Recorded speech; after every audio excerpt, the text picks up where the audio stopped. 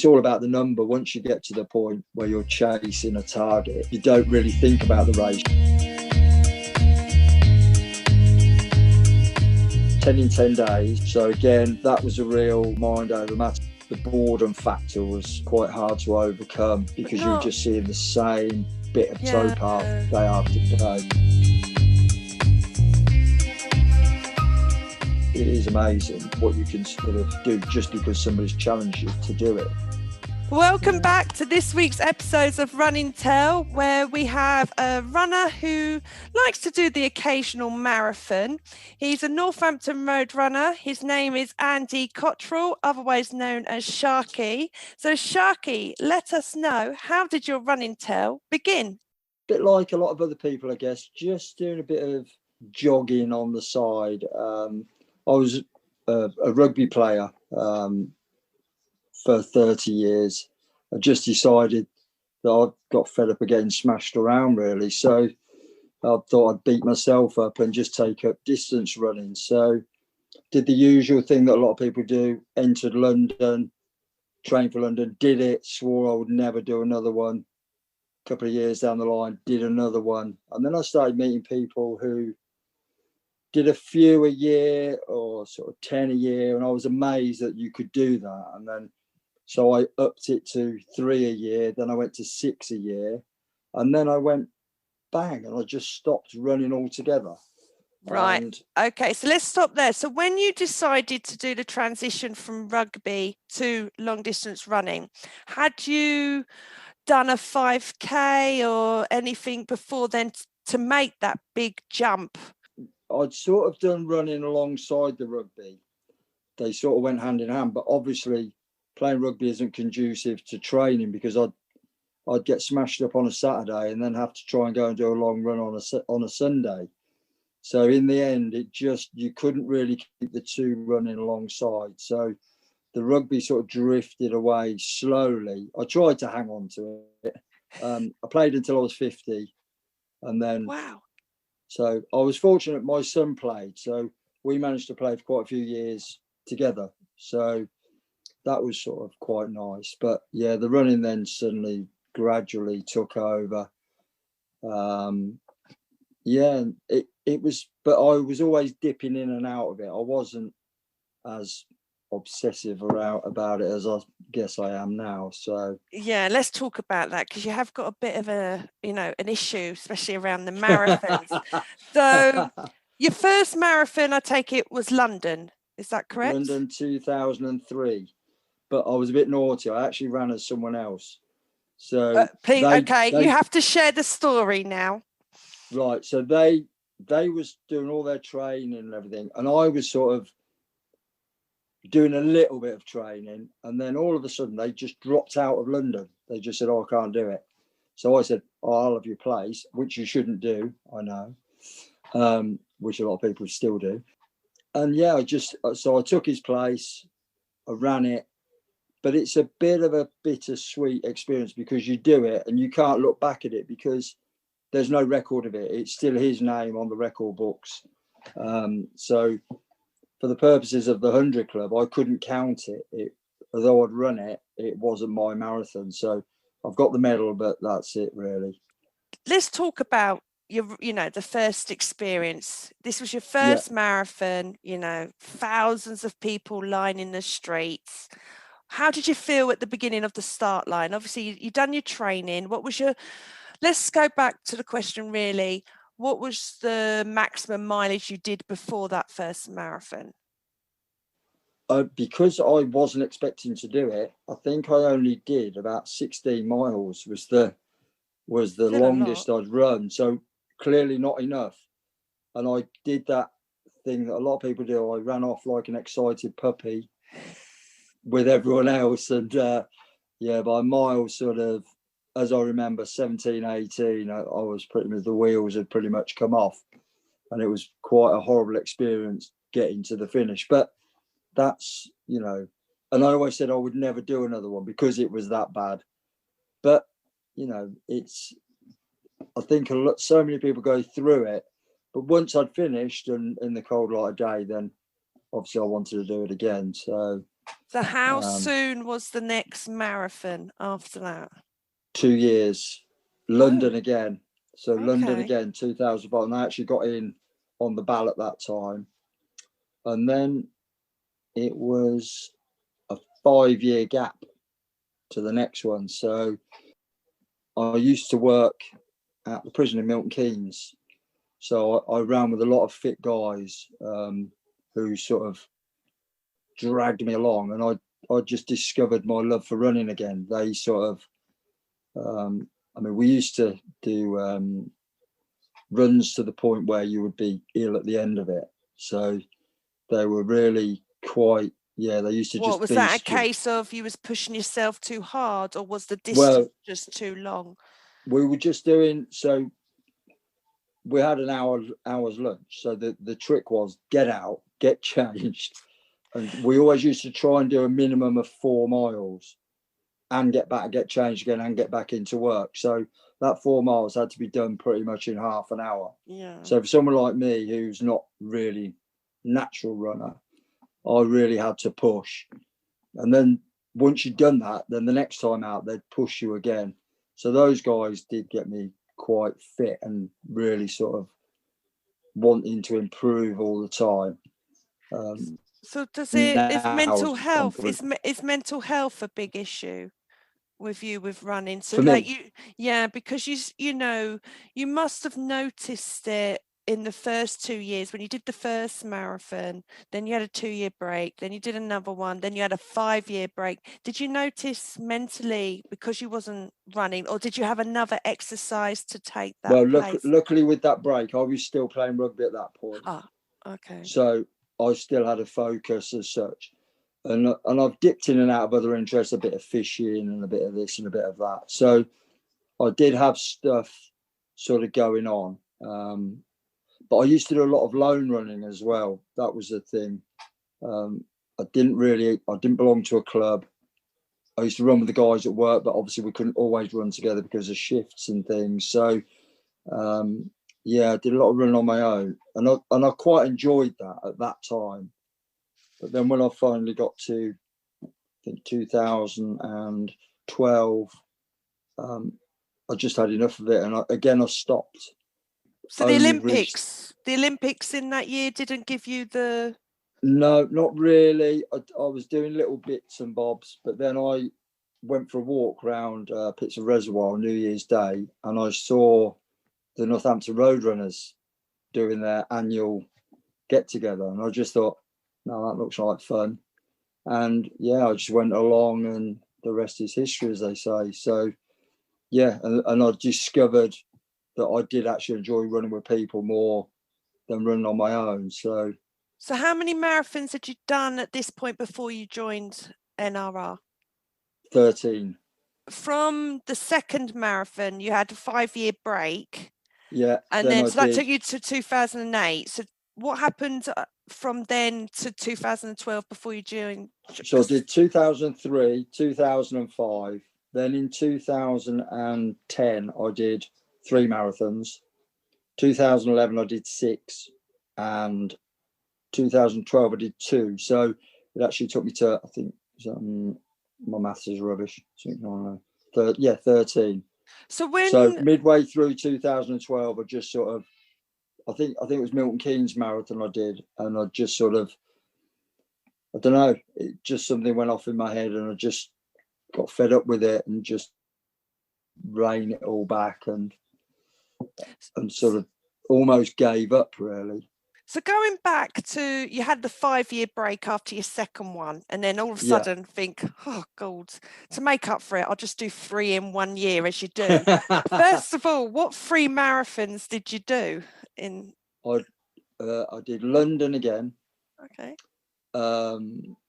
You've got me thinking now. 2010. I did Snowdonia, and I think I might have done the Wales marathon. I can't. They all pale into. I haven't bought my book down. The listeners will find out where we're going here with your marathons, but I think they've got an inkling where we're going with this. So you did your 3, and then after that you did a few more. Yeah. And then you seem to have this period where you do, you do some, and then you have a break. But yeah. What is it? Do you think you just do too much and your body's like, I've had enough? Or is it your mojo just goes so much I where just think I hadn't met the right people to get me into the mindset of doing a lot, if that makes sense. So you're I joking, was you've done doing, 13 marathons up to this point by yourself. yeah. So, but I hadn't met any of the crazy 100 Club lot. Okay. So I always thought if you did one every sort of 3 months, that was quite good. When those guys that are doing, 2 or 3 in a weekend. So I didn't even realise those guys existed at that point. So I wish I had, because I think at that point I would have carried on. And obviously I'd have been a bit younger, so I might have enjoyed it a little bit more. I might have been a bit kinder on the body, if you like. So you joined NRR, and what yeah, made you tick when you was running with them to think, hang on, I want to pick up marathons again? I think again, I was lucky. I ended up running with a guy called Eamon Kennedy, and I don't think he'd done a marathon at that point. But he got into London for the following year. So I started training with him, and a lady called Caroline Powell, she got into London as well.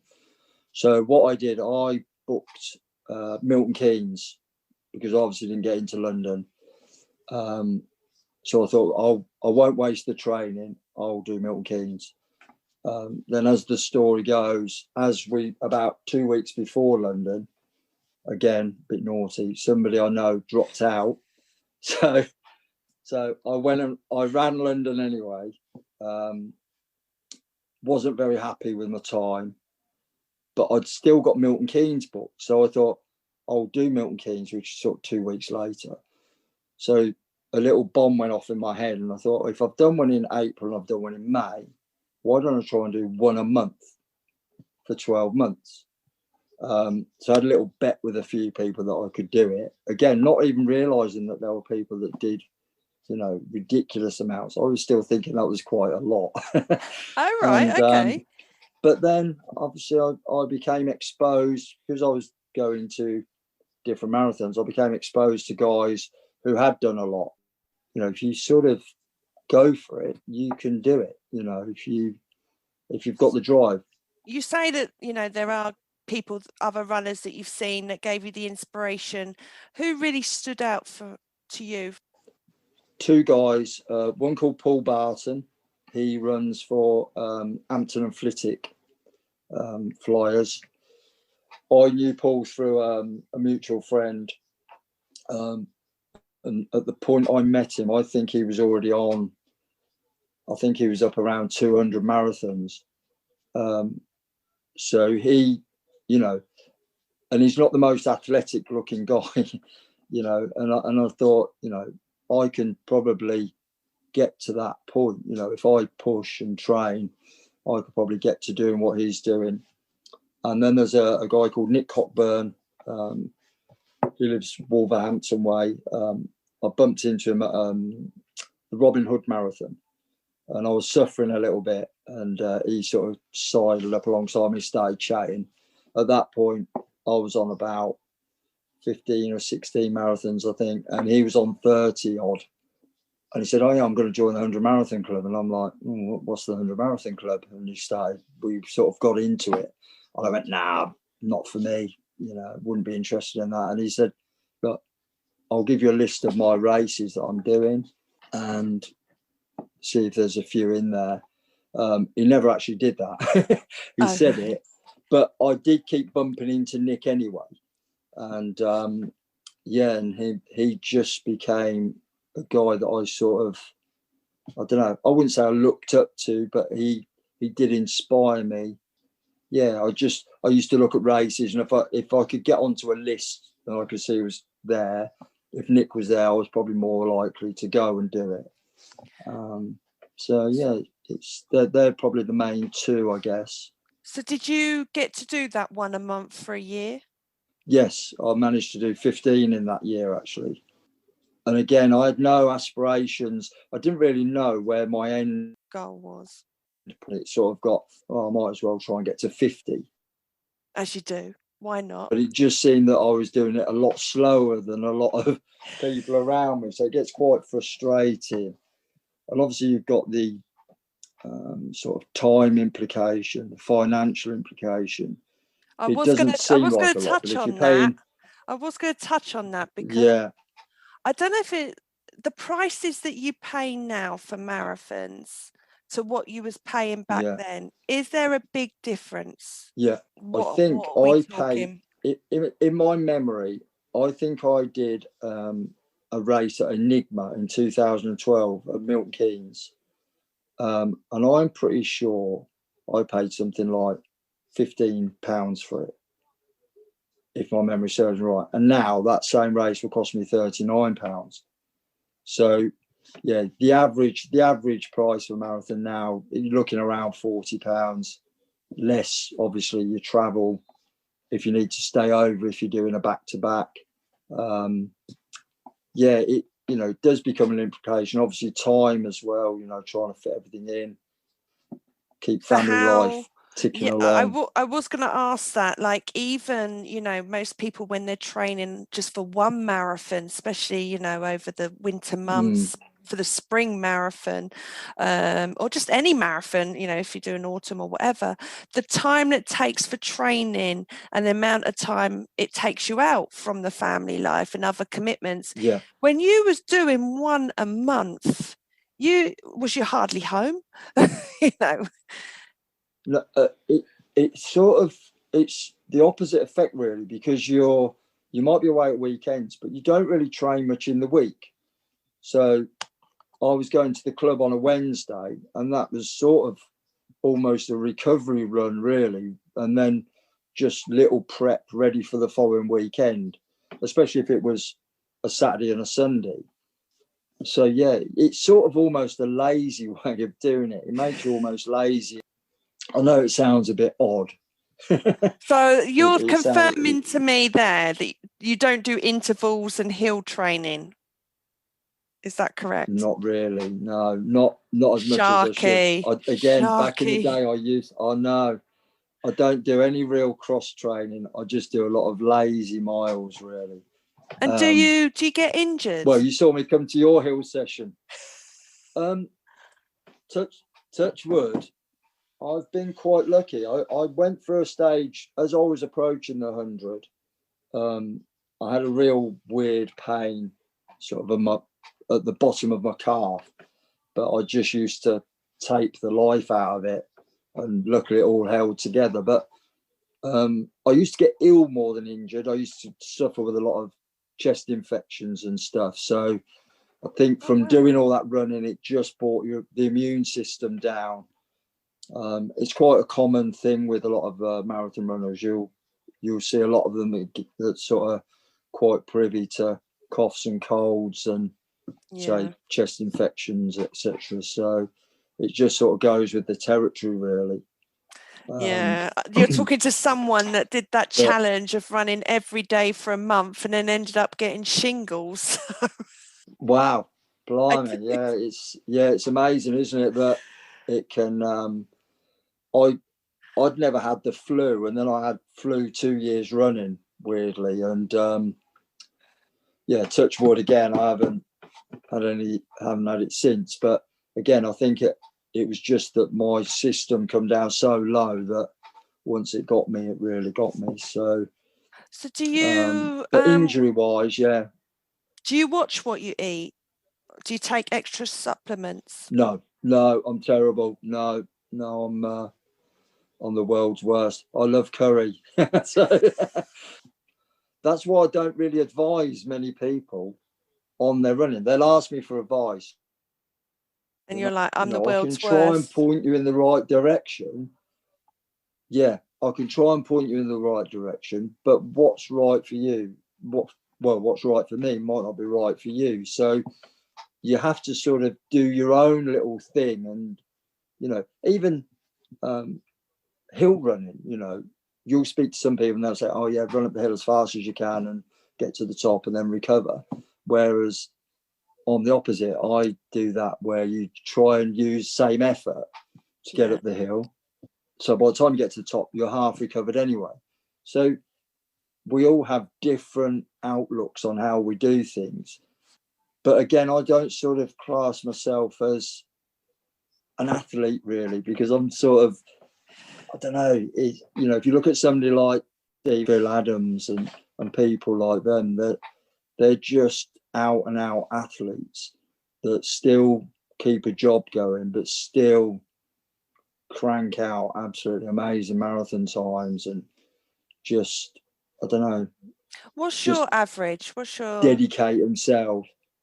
What's your average marathon time? Like from your early days to like now? Yeah, dropped a lot. When I first started, I was around the 4.5 hour mark, sort of the average for most people starting off. And then I became obsessed with going under 4 hours. Again, which isn't that quick for some people, but for me, it was sort of a goal. I'd love to. And I managed to do that and then keep that going for a little while. And then the time started sort of creeping back up. And now especially with lockdown, the marathons sort of just after the lockdown were around the 5 hour mark. I'd lost speed and stamina. So it was a bit of a, I think a lot of people will still be happy with 5 hours, Sharky. Seriously. Yeah, I'd like to drop it back down a bit if I can, but I don't worry. A marathon's a marathon with time now like I used to. So yeah, most of them now I do as social events, to be fair. So it's a way of meeting up with people that I've got to know on the circuit. That's what I wanted to touch on, because one thing that really stood out, I know you from Park Run, but with your marathon, how I really got to know you and what your running level is, was your 100 marathon. And what I loved, and it's one of the good things about Northampton Road Runners, is the support for each other. And when it was your 100, you made sure it was in Northampton, and the club came down and supported you. And of course, I saw that all over social media. And, how did you feel when you was doing that marathon to see the Claret army around you? Oh, yeah. There's no way to describe it. It was amazing. I think the highlight for me, you'll know very well, Karen Shakespeare actually dressed up as Prince, because it was the marathon was a music legends marathon. Prince was the legend for the day. And I was running along and there was Prince at the side of the road and it was Karen Shakespeare.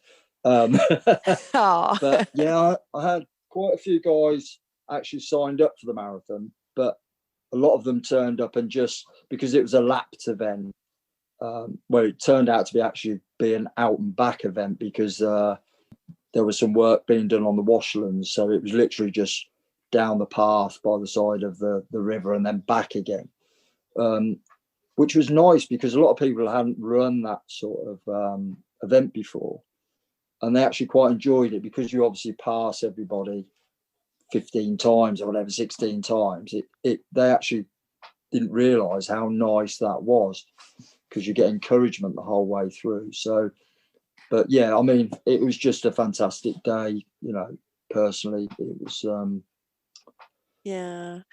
can we talk about really.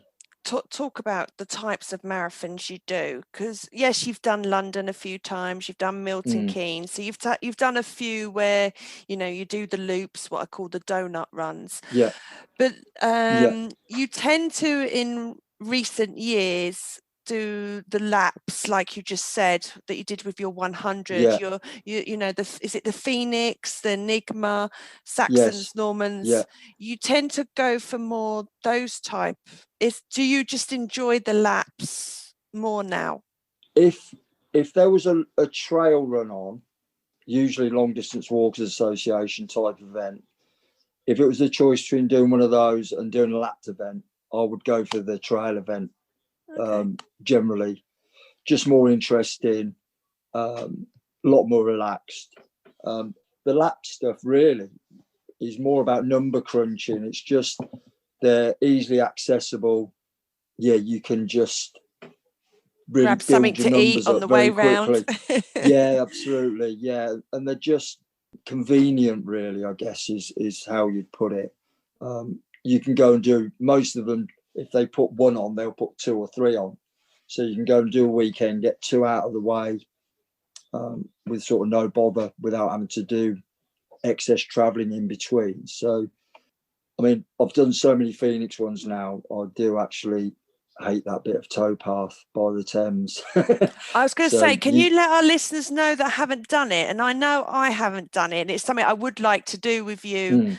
We have talked about it in the past, but it's something that I'm thinking I want to do it, but I'm dreading like the amount of laps. If you can let our listeners, if you can describe it to our listeners. Yeah, I think the actual lap, because it's not laps per se, it's literally out and back. So it's about 1.6 odd miles each way. But the beauty of it is you see everybody. You just see them all the time. And they are a friendly bunch down there. Pretty much everyone, even the leaders, the guys that are galloping along, will say well done. And Rick Verco, who runs Phoenix, really promotes that. It's a little bit different if you do an Enigma event, because that's usually laps of Caldecott Lake. So you might do that and hardly see anyone. The only time you'll see people is when they're overtaking you or you're overtaking someone else, pretty much. I didn't personally. The first Enigma I did was in the middle of winter, and it was really cold. It was horrible. And I swore I'd never do another one. But I did. I went back again because I needed the numbers. But now I've got to sort of enjoy them again. And I do sort of slide across there occasionally and do a few.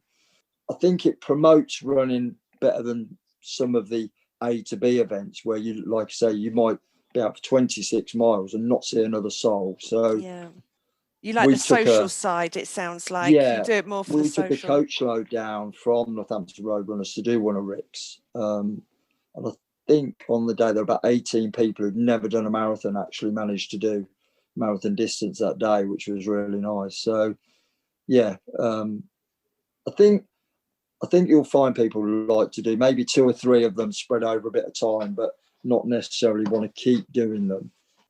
They are a little bit monotonous, shall we say, at times, and sometimes they're horrible. But it's all about the number. Once you get to the point where you're chasing a target, you don't really think about the race. You just and I guess that's the point. People say to me, "Oh, why do you do it if you're not really enjoying it?"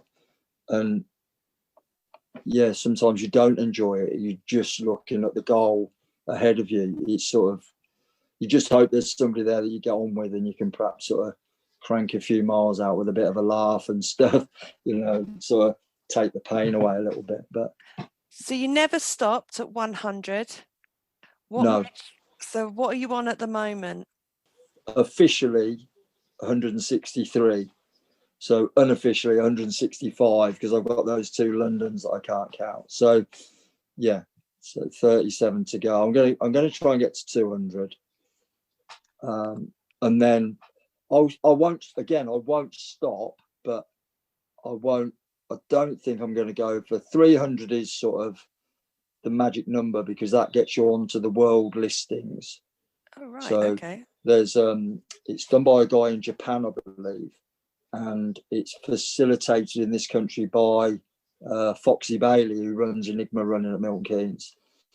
He collates you. I think you put all the numbers into him, and then he pings them across to Japan, and you end up on the listing. So, I take it you haven't done the majors. Have you done any of them apart from London? I haven't really done too many foreign ones. I've only done Prague and Lanzarote a couple of times.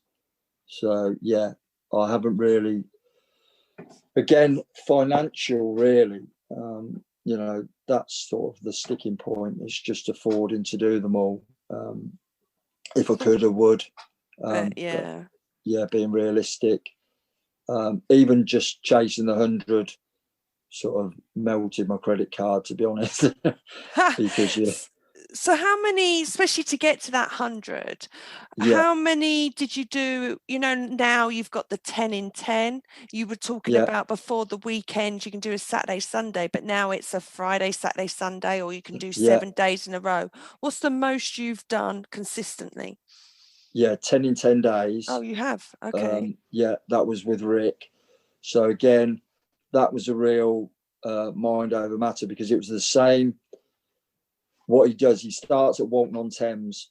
His timed course, he does a 6-hour timed event, which is how most people do their marathons.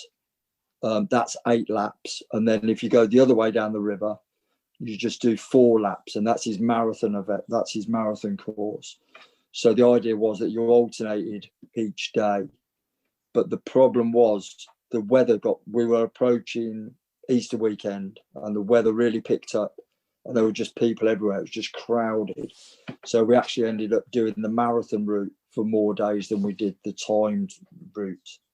It was okay, but it just sort of, the boredom factor was quite hard to overcome, because you were just seeing the same bit of towpath day after day. So, but not that. What toll did it take on your body? Because after one marathon, it takes a lot to recover. But if you did 10 in 10, how was your body and your immune system after that? I found it really hard to eat, weirdly.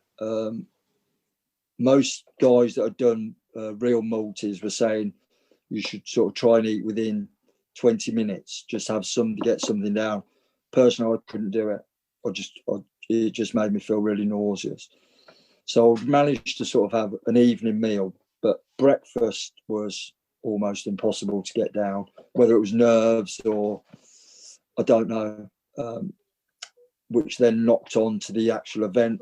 For most of them, I felt I had nausea at some point, but physically, my left buttock got really sore, and weirdly, the top of mainly my left one, the top of my left foot, where it starts to come up your leg, just sort of would almost lock. I couldn't really flex my foot up and down. But that lasted for about a week after I finished, and then it just went away again. So it must have just been some sort of strain injury, I guess. But other than that, it wasn't too bad, and it got better as time went on. Days 4 and 5 were really bad. I ran day 4, I think, with Karen Shakespeare. She came down to run with me, and she kept me going because she's Karen, she's mad. that character, So you've mentioned like Karen and a few of other people. You are an inspiration in Northampton Road Runners. I've noticed now you are before the lockdown started, you have been advertising ultras. So is that a new challenge for you, because you are encouraging other runners to join you, or you did back then? I don't mind the odd ultra. I suppose really I'm after, there's a bit of a hat trick of 100 marathons, 10 in 10 days, and then 100 miles. So I'd signed up for a 100 miler last year, and obviously that went by the wayside. So I haven't got any inkling at the moment. I would struggle to get my head around training to do it. So I need the marathon series to really kick back in, so I can start doing a couple every weekend, just to get my mindset and my body back into where I need to be to do them, really. A lot of the long distance walker stuff sort of turns into ultras, because the way they have to sort of plan the routes and stuff, it very rarely comes out marathon distance anyway. But we have this age-old argument of what is an ultra. Some people say it's anything over marathon distance, and some people say it doesn't start until you hit 50k. So it's quite difficult to know whether you've run an ultra or not. In some people's eyes you have, and other people's eyes you haven't. So, but 50k for a lot of people seems to be the benchmark of an ultra. So, how do you feel being an influencer in the club? because, you know, you have, you know, encouraged quite a few people Yeah, that have just done one marathon or to do their first marathon. yeah, I love it. I love it. I love seeing people get out and achieve. It's, you know, you'll know it yourself. It's just, there's nothing better than watching somebody who starts off with absolutely no self-belief whatsoever suddenly start coming alive and realizing, and most of them, if they're honest, don't do enough training. They just think, oh, it'll be all right on the day. And it does, you know, they obviously finish and do what I did and say, never again, I'm never doing that again. But then everyone says that. and within 20 minutes They're booked. they're buzzing. Yeah, they're buzzing, and they're like, yeah, it's the best thing ever. So for me, when we did the Phoenix Day, just to see those people complete and sort of see them crying and what have you, you know, because it is emotional. Not everyone does, obviously, but some people, it just sort of, it's the culmination of a lot of, as you were touching on earlier, you know, it takes you away from your family because you're doing a long run on a Sunday, and if you're not that quick, it's 3 or 4 hours out of your day, you know, and you're doing events to try and train for it as well. So I think people as well, they get shocked by the emotions because you get that real big buzz when you finish. You know, you can't explain the high that you get when you cross that line. Even if you're having the hardest marathon, when you cross that line, the buzz is just out of this world. But do you get the big come down the next day or the day after? No, not really. I'll tell you what I do get. I get a lot of jealousy.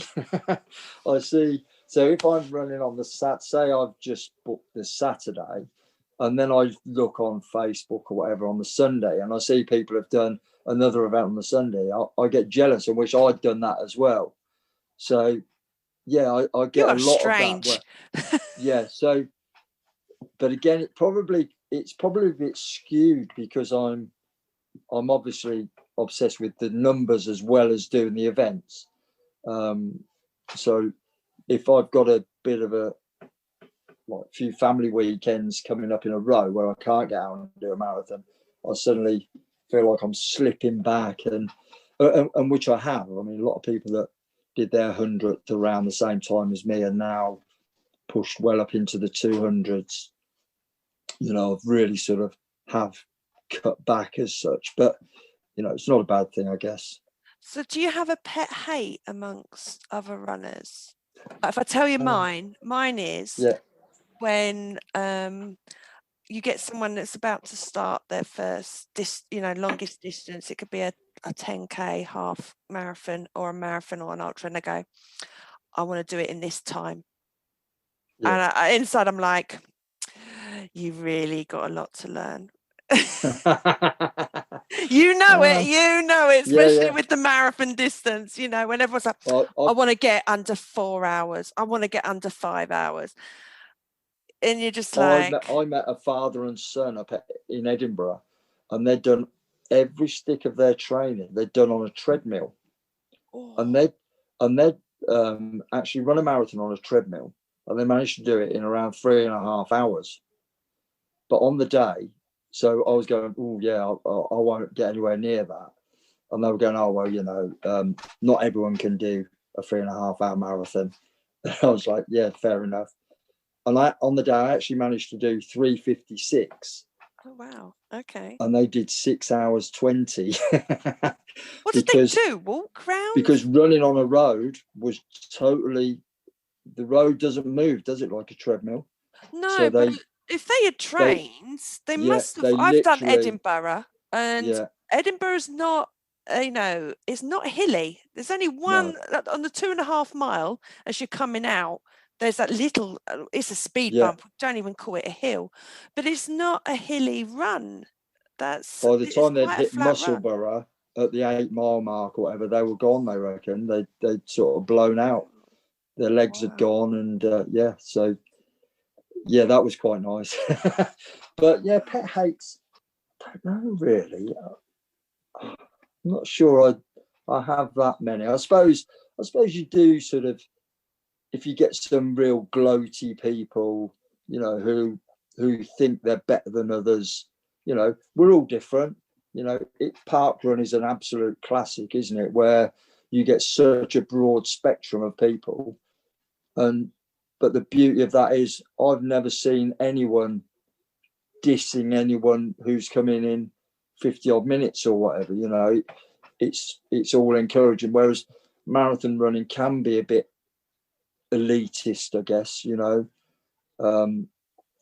But having said that, most of the 100 Club lot don't have that issue. They're not that sanctimonious about it. You'll just get guys who probably do one marathon a year and absolutely fly round, who think that people that take 5 or 6 hours probably shouldn't be on the same course. You know, you get that. But why do you like think, I don't know if you've noticed it, I know I have in the circles I've been in, and just generally with marathons, there is this thing about time, but with and any race a distance lower than the marathon. But when it comes to ultras, it's not about time. It's like, wow, you did that distance. It's not straight away, what time did you do it in?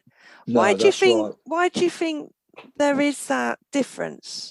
I think what you'll find is amongst the speedy ultra boys, they obviously have their targets. They know what they want to achieve, but the expectation from other runners is a lot less, because they're amazed that somebody can actually run 50, 100, 150 miles without worrying about how long it took them, just the fact that they actually managed to run it. Whereas I guess with a marathon now, there's a lot of people that have run a marathon. So rather than go, oh, wow, well done for running 26 miles, the onus then comes on, how quickly can you do that 26 miles in? I think it's just, again, that sort of, but having said that, I think that's always been there. I think if you decide to run a marathon, you still want to try, most people want to try and run it as fast as they can, even if they've trained and they think, oh, it's going to take me 6 hours, they do want to do it in that 6 hours. You know, there is that thing that's inside us that obviously we want to try and do it the best we can do it. It's very rare that you would set out and just think, oh yeah, I'm just going to do the bare minimum just to get it done. You know, some probably do once they've done a few, you might sort of get like that. It's just about completing rather than completing fast. So to round this off then, so anyone that's thinking of starting running, what would you it's the Horlicks I'm drinking. This is a late night podcast and I'm on Horlicks. Showing my age there. So any runner that's, you know, or anyone that's just thinking of starting running, or as you know, we're in a lockdown, we're in January 2021 here, and thinking, hey, you know, I want to go a little bit further, what advice would you give? I'd probably say sign up for a race.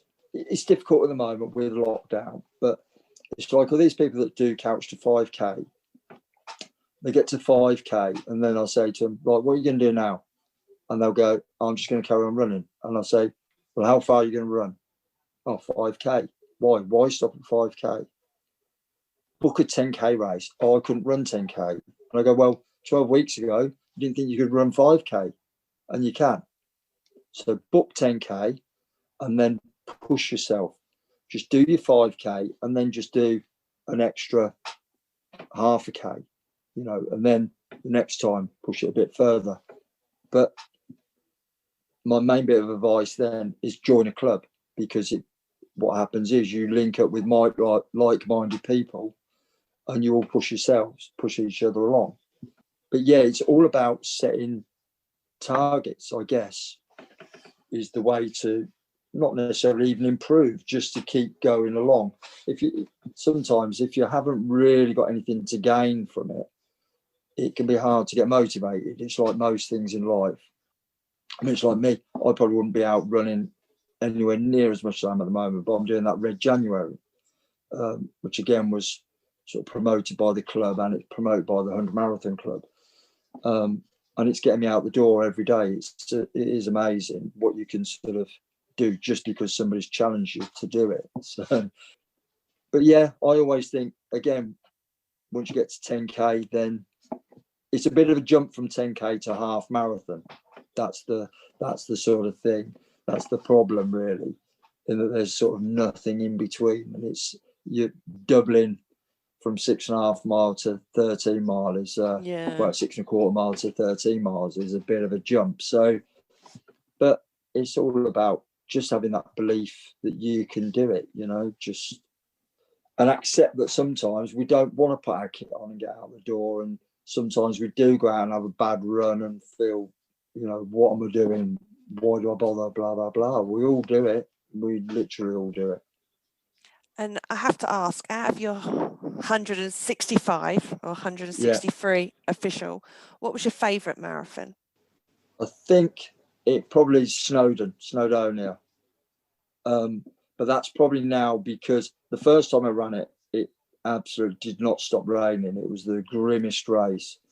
But having all for a coaster as well. Yeah. I actually asked where my medal was. And when they told me that was it, I was pretty gutted, to be honest. I went back the following year, and then again, I had my break. So, but then I've done the last 6 in a row. So, yeah, but it's more now, I suppose, my judgment's clouded a bit because we make a club weekend of it. But yes, Snowdonia was amazing. London, obviously, most people I think should, have a go. I know it sort of does your head in trying to actually get into it, but stick with it and try and do it at least once. And the Wales Marathon down in Tenby, that's a beautiful one. I would definitely recommend. And I would say to people, if you're gonna think you're just gonna do one and it's not London, perhaps look at doing a Phoenix or anything that's out and back, just to sort of, I don't know, get some vibes off of people to help you along, rather than being in that situation where you're right out in the middle of nowhere on your own. Maybe, see somebody off in the distance or whatever, and it can sort of suck their life out of you a little bit and take the enjoyment away.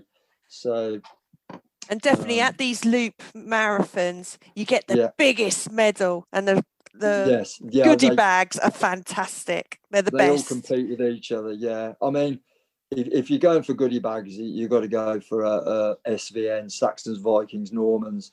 It just gives you like £3 of chocolate and I did the chocolate marathon just for that.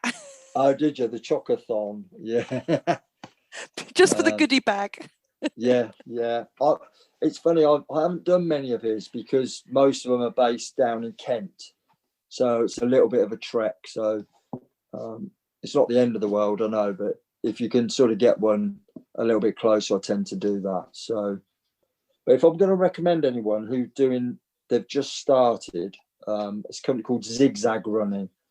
They're based near Newmarket. Stephen and Zoe. That's it. Yeah. I did their first ever event a couple of months back. Yeah, really well done. Really good. I'm booked to do their superheroes ones. So have you? When it comes back up. Yeah. I'm in it. Yeah, I've already booked it. So good. We'll finally do a marathon together, Sharky. Yeah. It's a bugger of a course, but it's beautiful, and they've sort of obviously Zoe's done enough races to know what marathon runners want, so i.e. lots of food and drink, really. That sounds like it. So we've got a date, Sharky, the superhero marathon at Zigzags, when it picks up again. So brilliant. Sharky, thank you so much for sharing your running tale with us listeners, and thank you. let us know when you reach that 200.